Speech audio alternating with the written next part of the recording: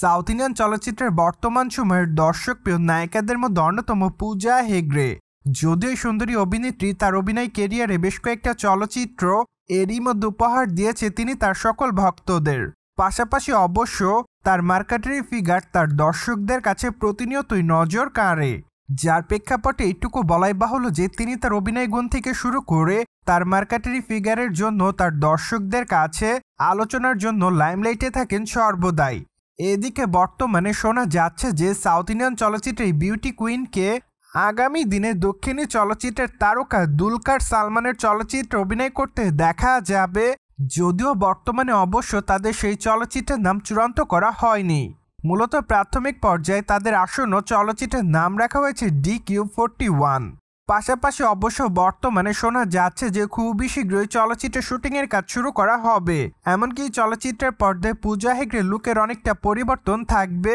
পাশাপাশি অবশ্য চলচ্চিত্রের গল্পের মধ্যেও বেশ নতুনত্ব খুঁজে পাবে দর্শকরা। এমনকি চলচ্চিত্রটি 2026 সালে মুক্তি দেওয়া হবে, যার প্রেক্ষাপটে বর্তমানে সকল দর্শকরা রয়েছে অপেক্ষাতে।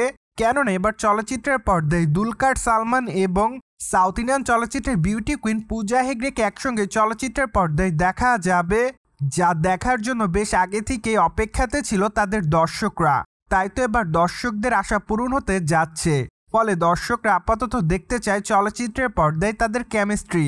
অন্যদিকে বর্তমানে সাউথ ইন্ডিয়ান চলচ্চিত্রের তারকা পূজা হেগড়ে বেশ কয়েকটা চলচ্চিত্রের কাজ নিয়ে খুবই ব্যস্ততার মধ্যে। তার মধ্যে থেকে অবশ্য অন্যতম রয়েছে দক্ষিণী চলচ্চিত্রের তারকা বিজয়ের চলচ্চিত্র। মূলত বিজয়ের কেরিয়ারের সর্বশেষ চলচ্চিত্র হতে যাচ্ছে জানা নায়াগান। চলচ্চিত্রটিতে অবশ্য বিজয়ের বিপরীতে অভিনয় করবেন এই সুন্দরীতম নায়িকা। তাছাড়া বর্তমানে অবশ্য তাদের এই চলচ্চিত্রের বেশিরভাগ অংশে শুটিংয়ের কাজ সম্পূর্ণ শেষ, যার প্রেক্ষাপটে বলাই বাহুল্য যে 2026 সালে সাউথ ইন্ডিয়ান চলচ্চিত্রের তারকা বিজয় এবং পূজাকে একসঙ্গে দেখা যাবে চলচ্চিত্রের পর্দায়। তাই তো বর্তমানে তাদের সকল ভক্তের অপেক্ষাতে রয়েছে 2026-এর শুরুতে তাদেরকে একসঙ্গে চলচ্চিত্রের পর্দায় দেখার জন্য।